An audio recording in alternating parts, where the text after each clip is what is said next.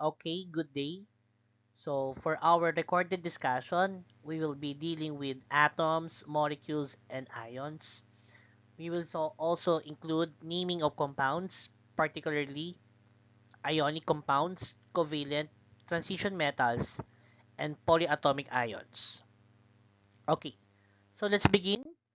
So we have here atomic number. So in our previous discussion, we know that atomic number is a unique to each element. So it is based simply on the number of protons in the nucleus. So the atomic number defines the identity of an element. So meaning, wala pong pare-parehas na proton. Okay? So, unique po ang proton number for each element. For example, so we have here lithium. So, your lithium has the atomic number of 3. So, therefore, the atomic number 3 is only solely to lithium. Another example, let's say we have here fluorine. The atomic number of fluorine is 9. So, wala pong ibang may atomic number na 9 bukod po kay fluorine. Okay? Next, let's say we have carbon. So, carbon has an atomic number of 6. Meaning, siya lang yung may number 6 na atomic number. And take note, the atomic number also corresponds to the number of protons. So, the atomic number defines the identity of an element. How about the mass number? So, the mass number is the sum or the total number of proton and neutron. Okay, so take note that the subatomic particle electron is not included whenever computing for mass number. So only the proton and neutron is added. For example, we have here neon. Neon is a novel gas element. It has a 10 proton and has a 10 neutron. Therefore, if we're going to ask what would be the mass number of this element, that would be 20 units. Okay? How about for carbon? So carbon has 6 protons and 6 neutrons. In total, we have 12 units. So as simple as adding your proton and neutron, you can get your mass number. So take note, in periodic table, sometimes the orientation of their element, mass number, atomic number, or the symbol itself is different. So to make it standard, let's say we have here these variables a, x, and z. Wherein your x represents the chemical symbol, your a as your mass number, and your z as your atomic number. Take note, their atomic number corresponds to the number of what? Of proton. And we have this principle wherein your proton is also equal to your what? Number of electrons. Hence, in some cases, your atomic number is equal to proton and also equal to the number of electron. So we have here magnesium. Magnesium has a 12 atomic number, 24 mass number, and a chemical symbol of capital M and small letter G. Hence the name magnesium.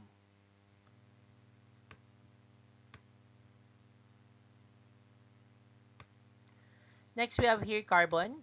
We have the mass number 12 and our atomic number 6. As simple as that. Next, we have here isotopes. So when we see isotopes, these are atoms of the same element that have the same number of protons but different numbers of neutrons. So let's say we have here carbon. In our periodic table, the only element that we can see is not based on the number of what? Neutrons, or let's say we have a standard or average atomic mass in the periodic table. However, these isotopes exist. Okay? Actually, our average atomic mass or average atomic mass number in the periodic table is based on the isotopes. Okay? So let's say we have here 3 isotopes of carbon. So we need to add the masses of these isotopes and multiply it with the percent abundance to get the average atomic mass. Okay? So, to make it short, so these isotopes are same element. Take note of that. But they don't have the same number of neutrons. Hence, the number of our mass number will be different. Okay? But take note, since elements, or let's say, the uniqueness of element is based on the number of protons, hindi po pwedeng iba-iba po yung proton. And take note that neutrons are the only thing na nagbabago dito. Since naapektuhan din niya yung mass number. Kasi nagbabago po yung neutron. So, let's practice.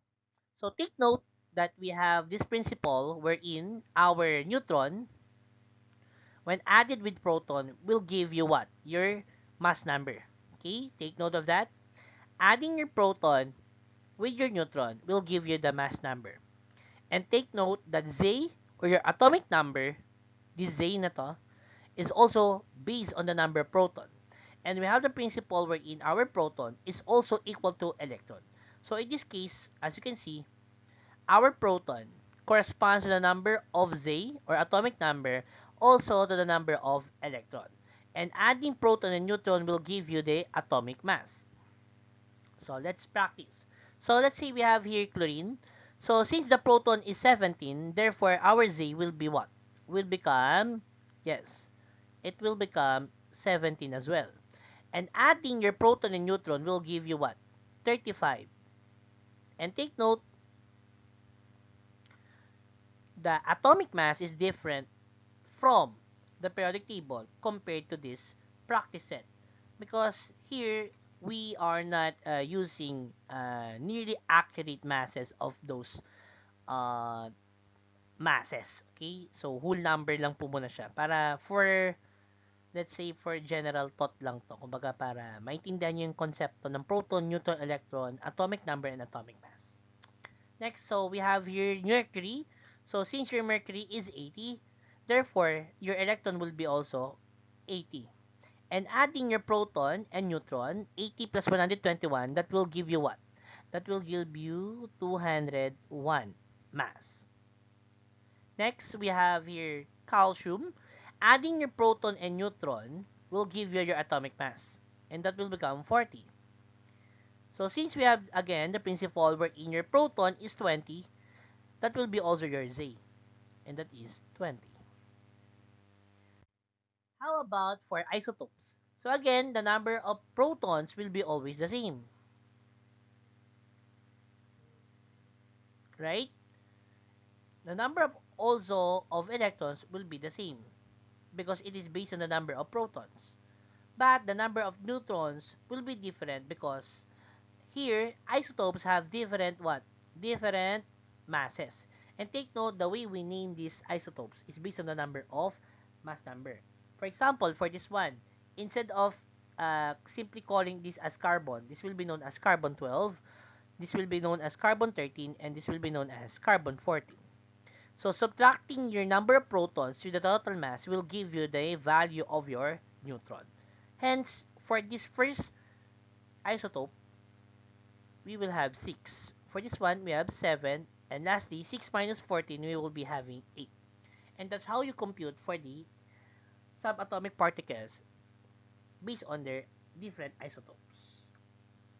So I hope these things are clear to you. Okay. So let's proceed with ions. So ions is an atom or group of atoms that has an electric charge, either a positive or a negative charge. So take note of the term cation and anion. Whenever we encounter the term anion, it simply means that these are the ions that are negative in nature, meaning they are negative charge. And based on the periodic table, if we're familiar with the usage of periodic table, your anions, mostly non-metals, are residing on the extreme right corner of the periodic table, while your cation resides on the extreme left corner. Okay?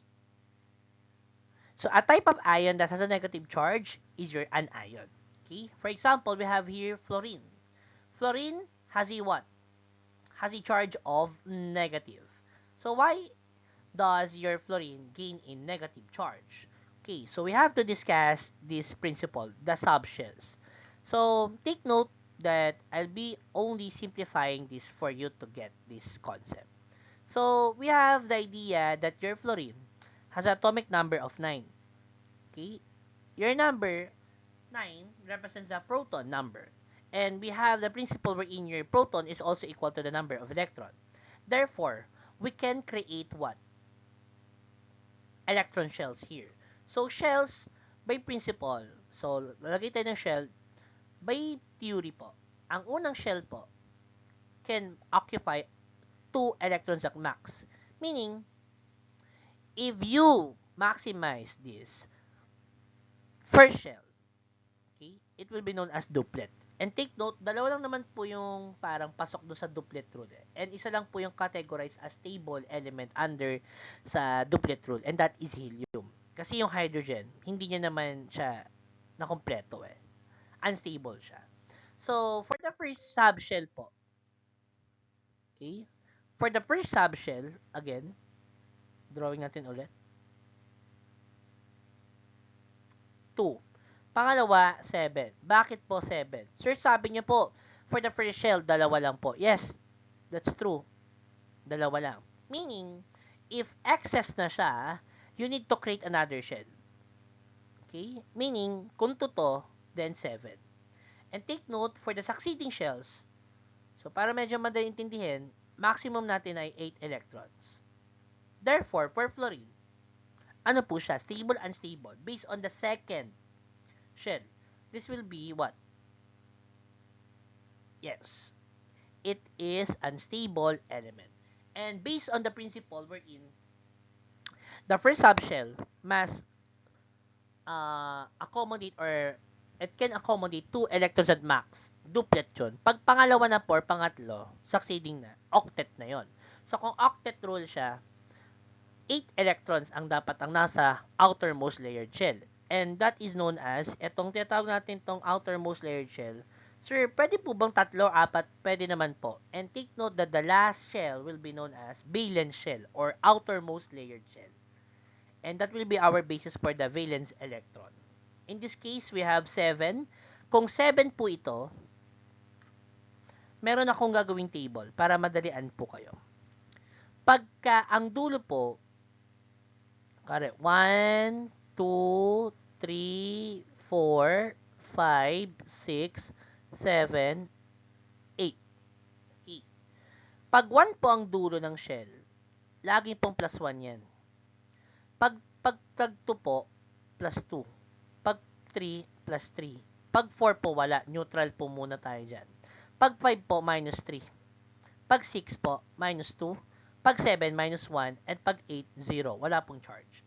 Meaning, kapag 7 po ang valence electron nyo or outermost layered shell, ang charge po ng element ay negative 1.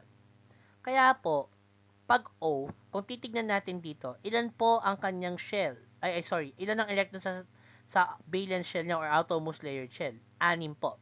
Kung 6 po, what would be the charge of our oxygen? Kung 6 po, we have negative 2. Let's check. Right? Okay. Naintindihan yan? Sir, paano po pagka-cation naman? Tingnan yung cation. Sodium, naging Na plus 1. O, tingnan natin why. Because po, if we're going to draw the shell of our cation, our sodium will have this. Since 11 po yan, Na, 2, sunod, 8, sunod, 1. Okay? 2, 8, 1. Take note that the second shell can only accommodate 8 maximums. 8 maximum of electrons. So, the excess will be on the third shell. Doon siya malalagay. So, kung 1 po siya, anong charge niya? Based sa table kanina, ang 1 po ay plus 1. Kaya po, positive yan. Kung titignan natin dito, eto yan. Kung isa lang. What does it mean to have a cation or a negative charge? Kapag cation kasi, ito technique, metal po siya. Okay? With exception, the hydrogen atom. Anion siya, non-metal siya. And yung concept na cation, kapag positive po siya po yung nagbibigay ng electron. Kaya po siya positive. Nagbibigay po siya. And the anion receives the electron, kaya siya negative. kasi kulang siya. Ang ating cation ay sobra. So, pinamimigay natin tong sobrang isa na to for what? To satisfy the octet rule. Para mag-stable element siya. And that's the reason why our sodium chloride will be always compatible. Because your Na has a positive 1 and chlorine has a negative what? Negative 1 charge. Meaning, etong isa, bibigyan niya kay chlorine, si chlorine mag-receive ng isa galing kay sodium. And that will become both elements that are under stable conditions. So in summary, ions is an atom or group of atoms that has an electric charge. A type of ion that has a negative charge that is known as an ion.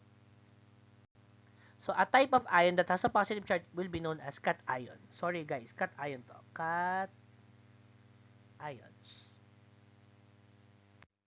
Molecular and empirical formula.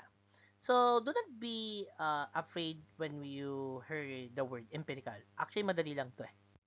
So, molecular formula or true regular formula shows the exact number and type of atoms in a single unit of the compound.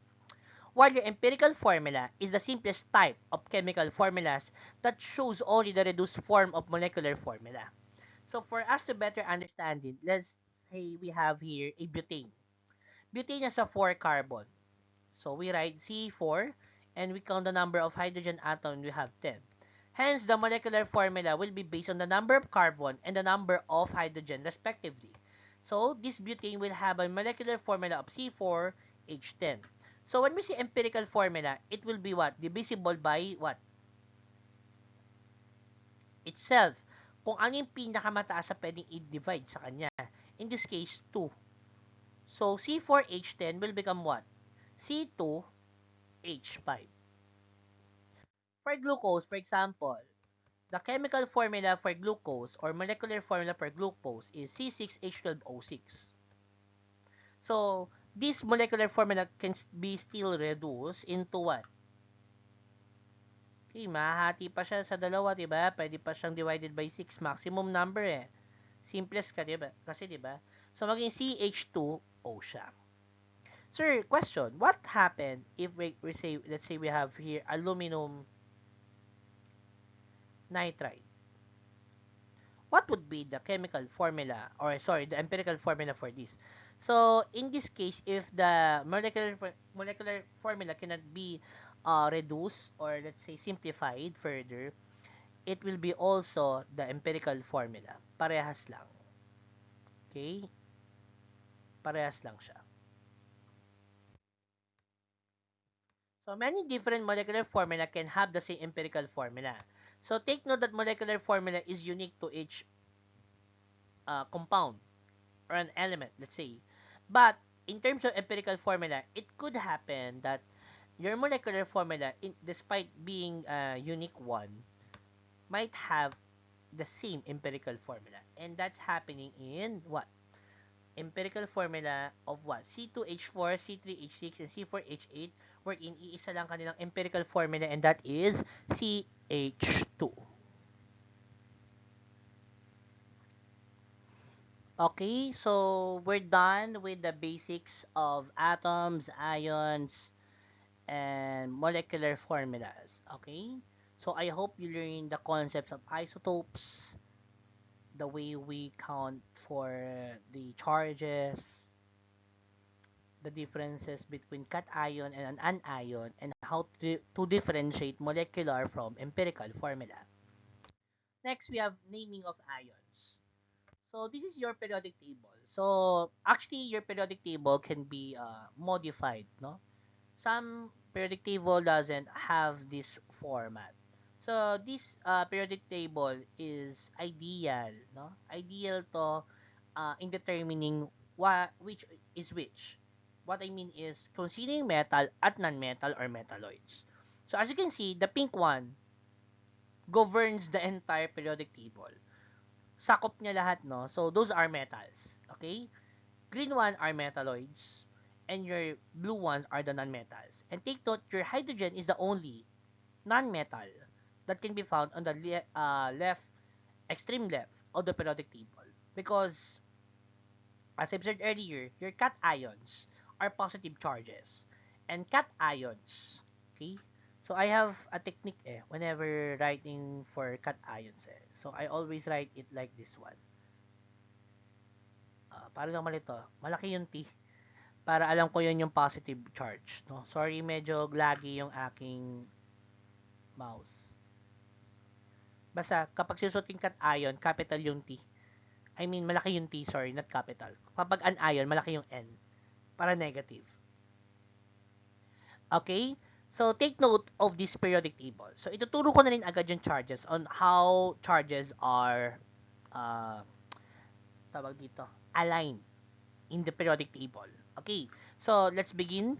So, actually, uh, without the cation and an ion or drawing of shells, we can actually know what would be the charges of that element or that particular element if you have the periodic table. Madali lang siya.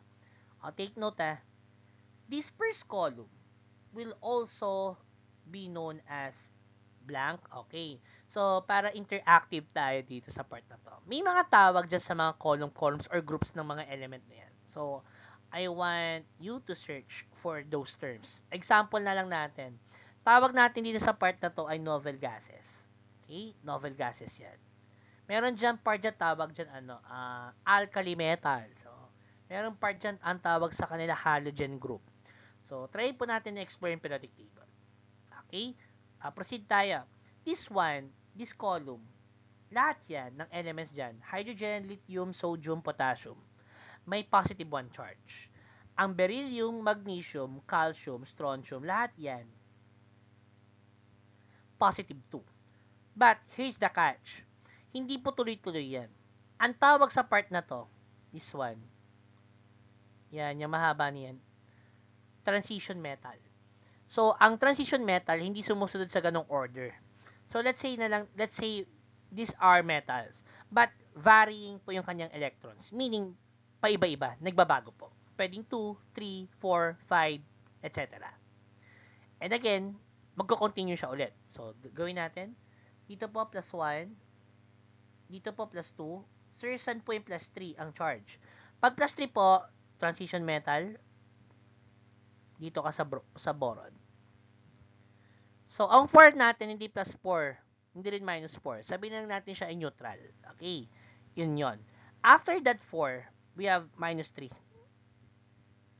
Oxygen, minus 2. Fluorine, minus 1. And for our noble gases, we have 0 charge. Sir, bakit po tong bandang carbon na to walang charges? Okay, if we're going to explain that, madali lang naman. Let's say carbon. Carbon has the atomic number of 6, right? So, meaning, ilan ang electron niya? 6 din. If we're going to plot that, 2, then 4, ang magiging valence electron niya ay ilan? 4. Meaning, pwede siyang magbigay, pwede siyang mag-receive equally ng 4 na electrons. To be what?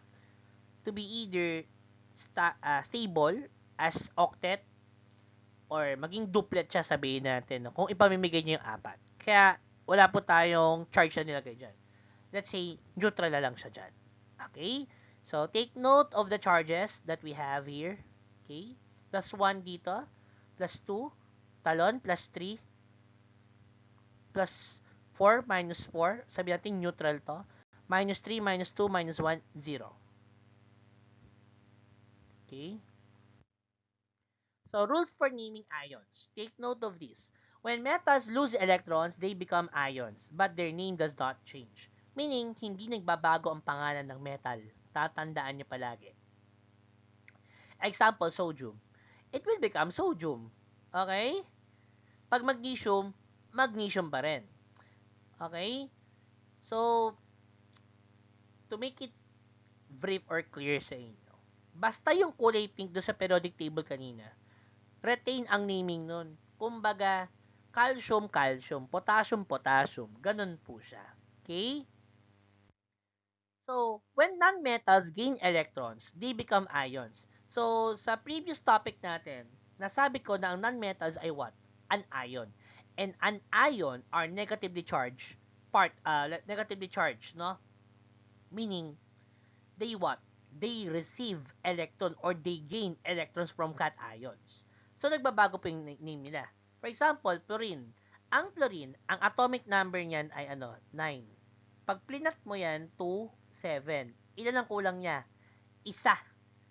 Okay, kaya -1 ang electron niya.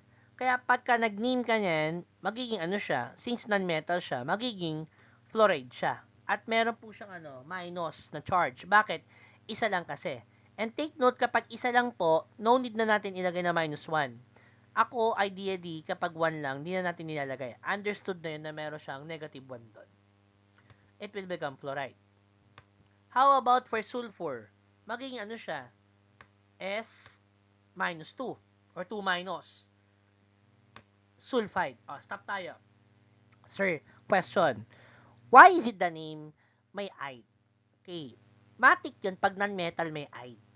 Okay. Pagka binary nomenclature. Binary nomenclature kasi ang gagawin natin. When we see binary nomenclature, dalawa po yung element. Okay.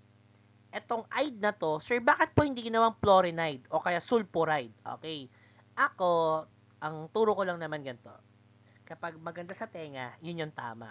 So, better pong ang tamang sagot natin, sulfide instead sulfuride. Parang oxygen, it's not oxygenide. It's not nitrogenide. It's what? It's nitride, it's oxide. Ganun lang po. Okay? So, the names of metals do not change. Take note. The changing the name of non-metals, root of element name plus ide, name of ion. Okay? The name of chlorine, for example, it will become chloride. The name of nitrogen, it will become nitride. So, let's practice muna. Yung una, sulfide. So, dito pa lang, alam mo na kung magbabago yung name. Sa charge pa lang, di ba? Kapag ang charge niya negative, alam mo nang non-metal yan. Dapat alam nyo na yon at magbabago yung name.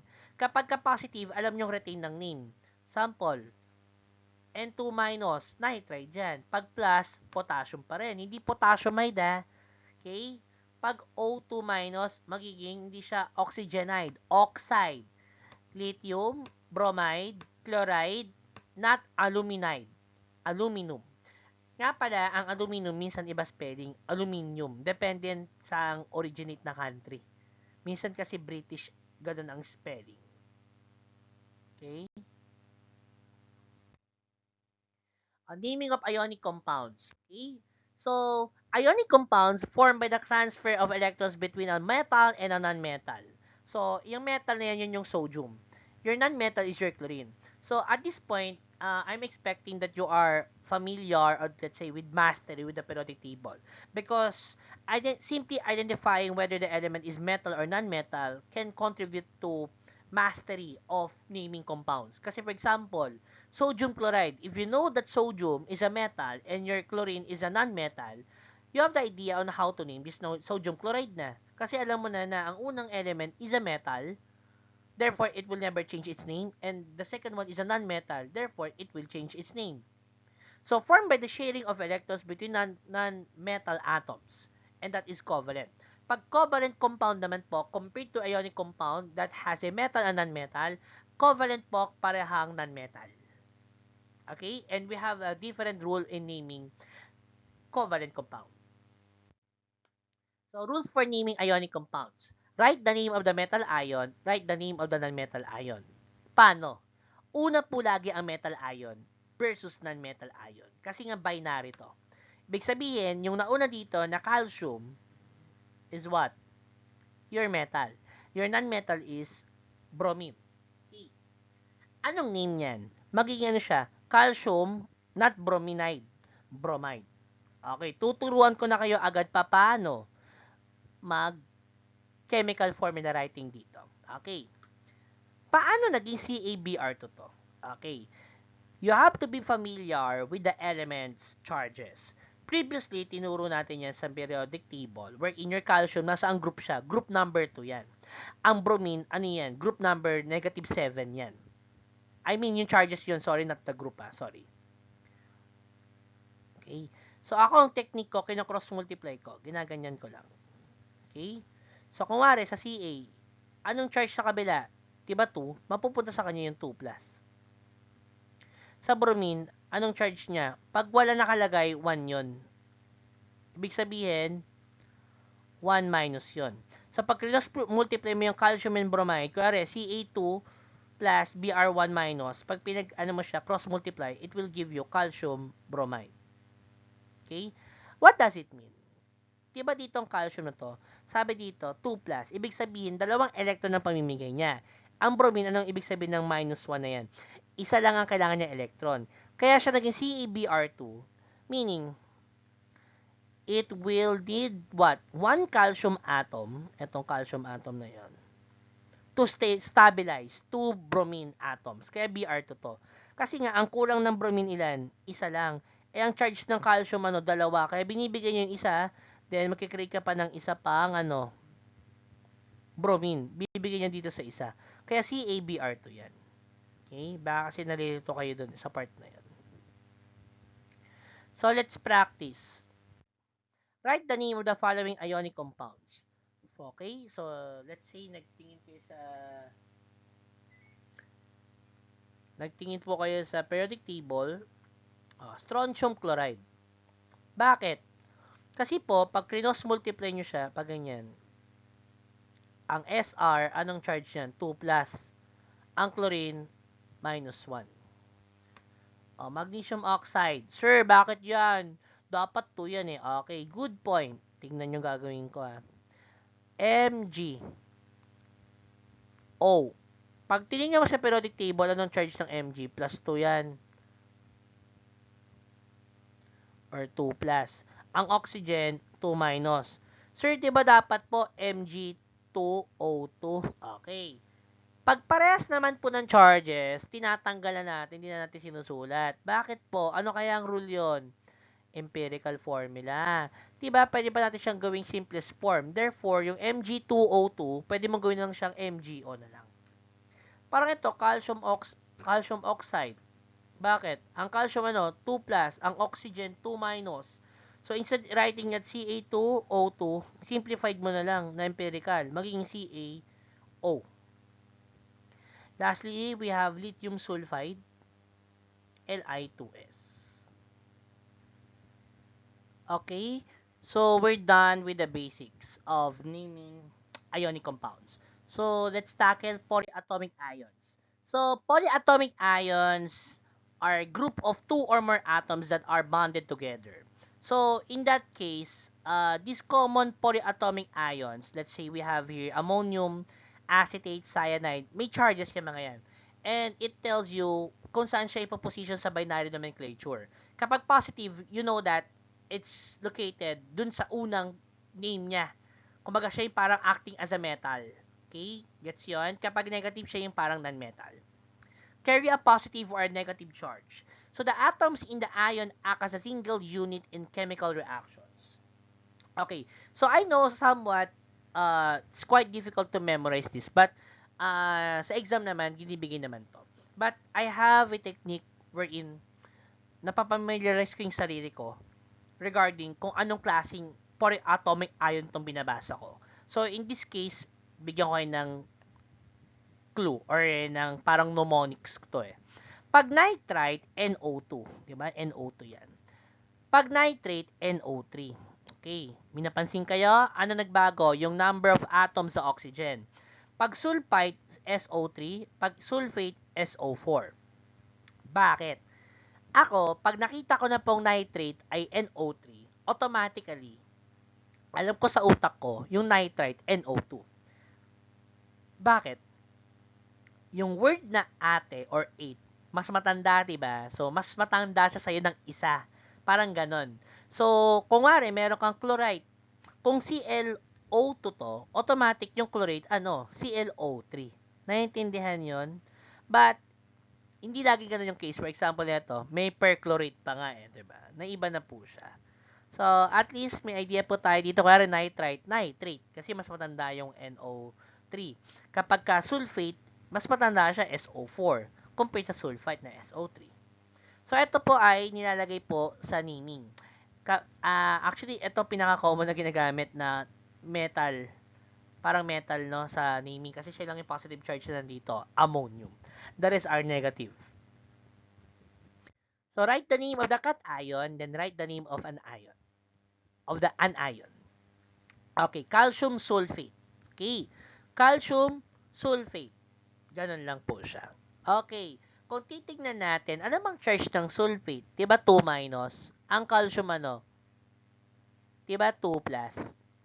Kaya po, hindi po ginawang ano yan, ano, Ca2SO4 na ganito. Kumbaga, empirical formula niya na yan. Tinanggal na natin tong 2. Question. Sir, ba't tayo naglalagay ng parenthesis? Okay, in that case kasi kung 2 to, nilagay mo siya dito, baka pag walang parenthesis, maging 42 yan. So, para magkaroon ka ng division.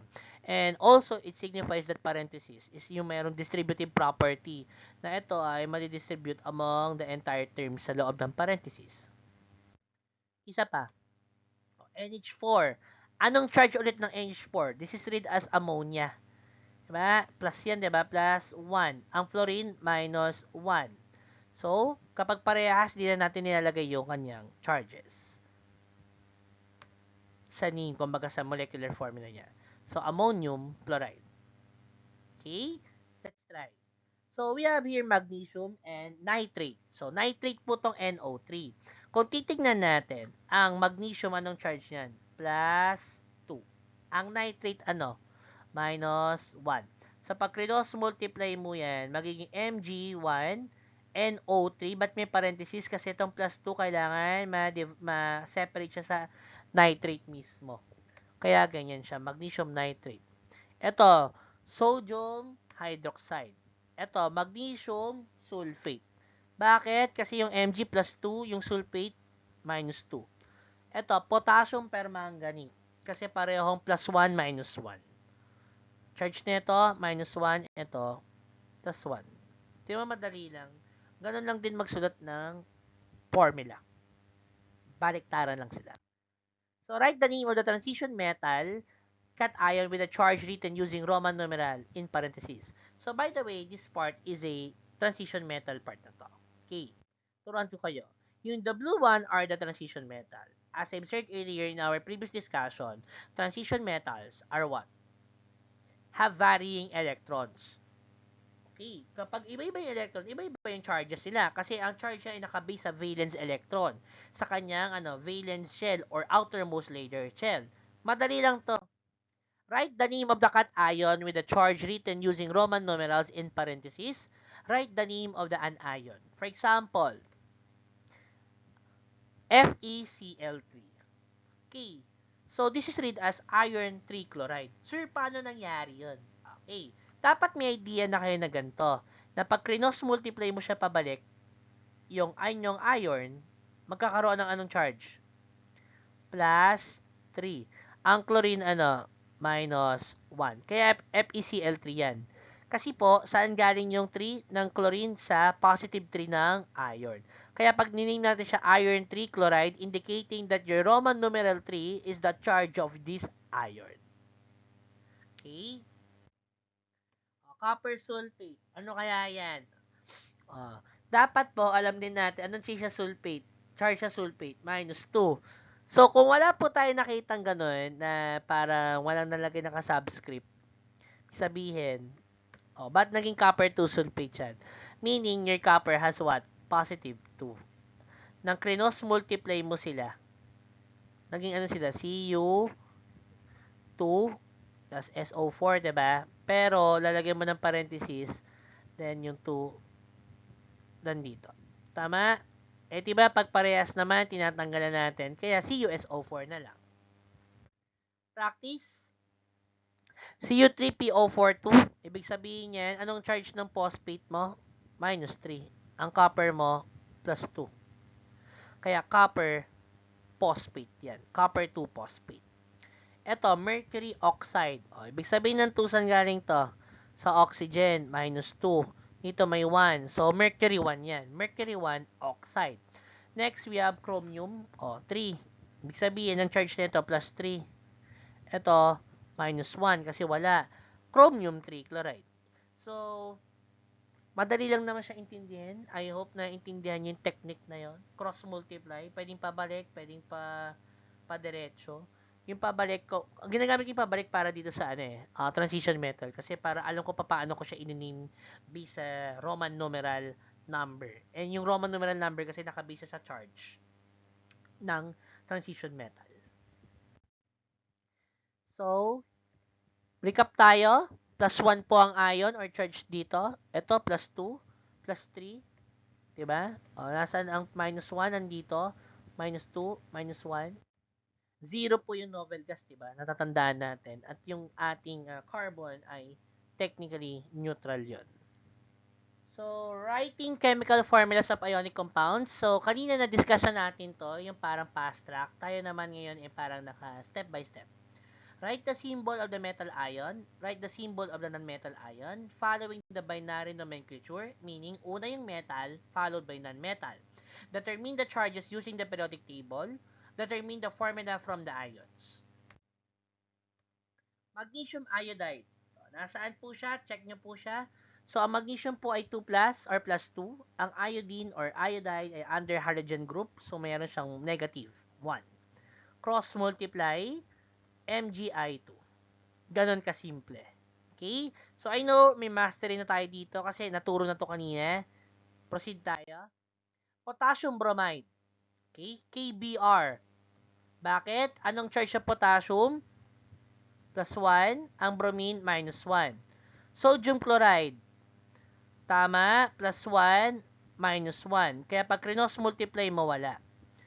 How about the lithium nitride? Okay. Sa lithium po, plus 1 lang yan.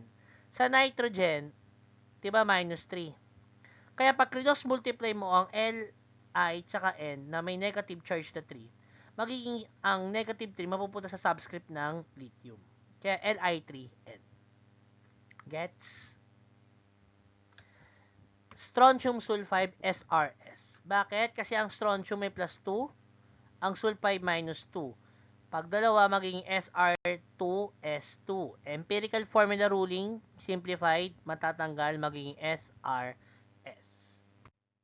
Next, steps for writing chemical formulas of ionic compounds with atomic ions. Parehas lang din kanina. Metal, then the atomic ion, in vice versa. Kasi meron tayong ammonium, yung ammonia natin, kasi diba yun yung parang metal ion. The rest kasi para siyang non-metal counterpart. Yun yung mga may negative charges. Determine the charges using the periodic table. Determine the formula from the ions. Example, strontium nitrate. Ang charge ng strontium ay 2 plus. Ang nitrate ay 2 minus. So, we're now familiar that we have same charges.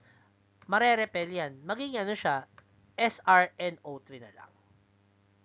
Okay? Hindi SR2NO3 parenthesis tas may 2. No. Practice. Barium sulfate. Magiging siya? PaSO4. Sodium carbonate. Na2CO3. O, saan galing? Ang sodium po, anong charge yan? Plus 1. Ang carbonate po, anong charge? 2 minus. Pag cross multiply mo, Na, mapupunta itong 2, Na2, CO3. Kaya wala na po tayo. No need na natin maglagay ng parenthesis pag 1 ha. Understood na yon. Then, lastly, we have potassium permanganate. KMnO4. Steps for writing chemical formulas of ionic compounds with transition metals. Write the symbol of the transition metal cation. Write the symbol of the anion. But you need to determine the charges using the periodic table and Roman numeral. And that will serve as your naming technique in naming. Kasi kung ano yung charge ng ating transition metal, yun yung Roman numeral na malagay nyo. Baliktad naman dito kasi given naman yung name, gagawin yung formula. And medyo baka malito kayo. Ang iron 3, Fe3+. Ang oxygen, O2-. Pag sinulat mo yung chemical formula, pabaliktad na. Common mistake kasi to. Ang nangyayari kasi, baka kasi ang gawin nyo, Fe3 oxide. Ganyan na lang. Mamamali kayo na. So, dapat, cross multiply mo pa rin kasi yung Roman numeral dito ay charge lang naman. Write the formula of the following ionic compounds. O, tin 4 chloride. O, alam mo na ano yan. SN4 uncharged, then chloride. magiging SnCl4. Bakit? Ito ay -1, ito ay +4. Copper carbonate. O, ba't naging CoCo? Kasi ang carbonate ay -2, ang copper ay +2, hindi na siya maging Cu2, CO32. Gallium nitride, saan galing? Ang nitrogen ay merong -3, ang gallium ay 1, cross multiply. Yan, no? Yun lang po. Ay, paki-double check lang kung nasaan yung gallium. Parang mali ako. Hindi charge nito ay +3, sorry. I think hindi +3. Sorry, +3 nga, sorry. Yun lang. Tama pala ito. Okay. Pasensya na po. Okay, double check nyo na lang. Narito lang ako ante. So, for the last topic, we have covalent compounds. So, again, covalent compounds formed by sharing of electrons between non-metal atoms. Meaning, non-metals can share electrons in different ways. And for covalent compounds, instead of having your ions na metal then plus non-metal, dito parehong non-metal. Okay? Yan. It can create multiple compounds together. Napakarami ng covalent compound. Here, you need to memorize these prefixes. So when naming covalent compounds, prefixes are used to establish the correct ratio between the non-metal elements. So the prefixes here, as indicated, check nyo, pag mono, isa. Ibig sabihin, kung ngari, N3, ano siya? Tri siya ang gagamitin mo. Trinitrogen. Tapos pag may O2, ano siya? Trinitrogen dioxide. So, may rule pa rin po tayo dyan Ito yon. Prefixes are only for binary covalent compounds. The prefix mono is never used on the first element of a binary covalent compound. Take note of that. Because mono will be only used sa second element. Without a prefix, it is assumed that there is only one atom for your first element.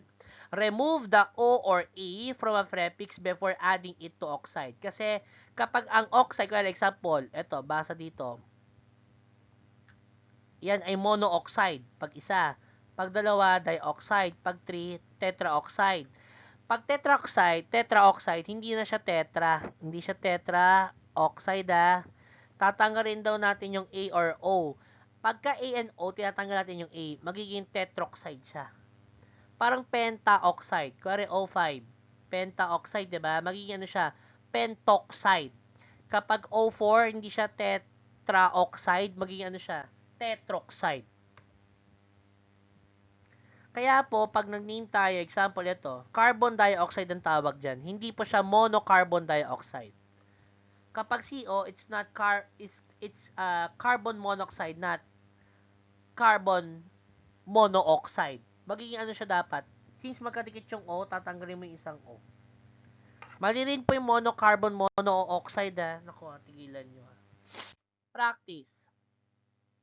Write the correct prefixes for the oxides. Ready, set, go. Pag mono, monoxide. Pag dioxide. Pag I naman po hindi nagmamatter. Trioxide, tetroxide, o penta, mawawala yung A, pentoxide.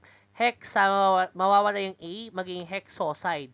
Hepta, maging heptoxide. Octa, octoxide. Nona, nonoxide. And deca, decoxide. Sir, may 11 pa ba? Meron pa actually. Yun yung andeca. Magiging ano siya, andecoxide. Pag 12, dodecoxide. Meron pa nga 15 kumbaga, nag-a-add lang siya. Ina-add lang natin itong mga prefix na to dun sa deca. Okay? Steps for naming covalent compounds. Write the name of the first nonmetal, write the name of the second nonmetal, but you have to change the end into IDE. Parehas na rule sa covalent compound. But take note dito sa naming ng first nonmetal, gumagamit tayo ng prefix instead na babaguhin sila. Hindi sila nagkakaroon ng IDE sa first nonmetal. Meron lang silang prefix. Dito sa second element natin, which is the second nonmetal, may IDE na, may prefix pa. Add prefix to specify how many of each element are present. Sample. Eto, ilang nitrogen yan? 2. Kaya dinitrogen. Take note, hindi dinitride ha. Dinitrogen, yung ide mag-a-add lang yun sa second element. So, magiging ano to? Tetraoxide? No. Tetroxide. Gets? So, kung wari, meron kang S3F2. Ang basa dyan, since tatlo to, trisulfide difluoride. Tama ba yon? Hindi. Sabi ko nga kanina, yung IDE natin, hindi po applicable sa unang element. So, dapat to, instead of trisulfide, magiging siya, trisulfur difluoride. Okay? Isa pang example.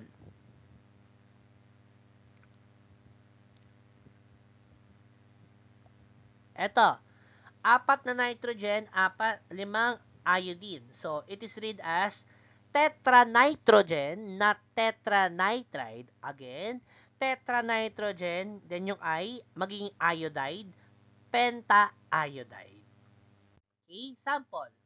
O, carbon dioxide, good. Next. O, dalawa, diphosphorus, not diphosphide, diphosphorus pentasulfide. This one, phosphorus tribromide and dinitrogen monosulfide. In writing chemical formulas of covalent compound, it is much more easier. Kasi example, kung alam mo na yung prefix, dinitrogen tetrafluoride, alam mo na agad, dinitrogen, N2, tetrafluoride, F4. Tapos, napakadali. So, kung nga may pangalan tayo, ano sabihin natin, ano? Octa sulfide. O, octasulfide, alam mo na agad na S8 yun. Monoxide, S8O. Okay? Isa pa, sabihin natin, tribromine, Br3, dichloride, Cl2. Ganun lang po siya. Ang mahirap dito, pag nagsama-sama lahat yan, baka kasi marito kayo sa naming, yung rule dapat ng covalent napunta sa ionic, yung ionic napunta dito sa covalent. Let's practice one more time. Carbon tetrachloride, magiging ano siya? O, carbon, hindi monocarbon, di ba? CCl4. Dinitrogen, N2, monosulfide S, N2S. Iodine heptafluoride, magiging IF7. And lastly, disulfur hexabromide, S2Br6. Okay, that's all for our recorded discussion. Please watch this recording kasi it will be included in our examination. It could be either in our midterm or our general assessment. So, if you have questions, please raise your questions during our class discussions. Thank you for your listening. I hope na natutunan natin to. Although mabilis, pakibagalan na lang natin to sa recordings natin. Okay? Yun lamang po and thank you.